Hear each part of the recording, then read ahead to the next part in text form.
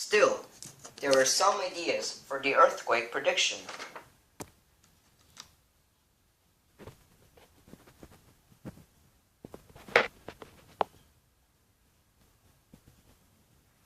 We can track hurricanes, therefore being able to predict them.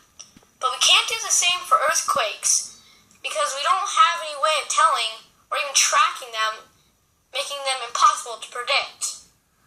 Some failed methods that people have tried is to see if animals know if an earthquake is coming. For example, one of the animals was a rodent. Scientists tested the rodents in two different seismically active areas. Right before an earthquake occurred, the rodents reacted differently than they usually did. But it turned out that this was not related to the earthquake and that it was just a coincidence.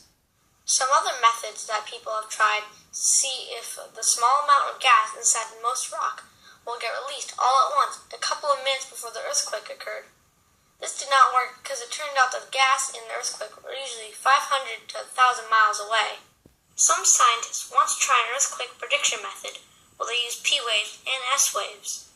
They saw that the ratios between the two waves changed when they got close to where the rock was fracturing. They thought this was a way to predict earthquakes because if they could find where the ratio between the P waves and S waves changed, they could tell people that an earthquake was coming. This method was used to predict an earthquake on Blue Mountain Lake. The team said on August 1st there would be an earthquake in a few days of a magnitude anywhere from 2.5 to 3.0. On August 3rd, there was an earthquake that was a magnitude 2.6. This was said to be the first predicted earthquake, but almost all people think it was just a super lucky guess. An organization called the Quake Catcher Network, or QCN, is trying to place sensors all over the world in an attempt to try to learn more about earthquakes and see patterns that occur right before an earthquake happens. When they have enough information, they might be able to make accurate prediction as to when and where the earthquake will be. The reason that this is very hard for this organization is because humans are not very good at digging holes. We have not gotten very deep, let alone deep enough for us to put sensors in the crust to give us an early warning system. Most people are trying for an above-ground solution. I think if we can just focus on getting deeper into the Earth, that would be much faster than placing sensors on the surface of the Earth.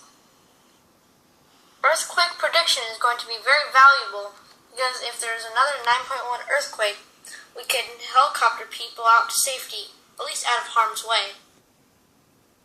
This may let more people survive these quakes, and also let people bring their pets. Prediction becomes possible.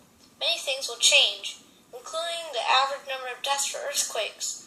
This research may even help to make stronger buildings so that cities save money as well.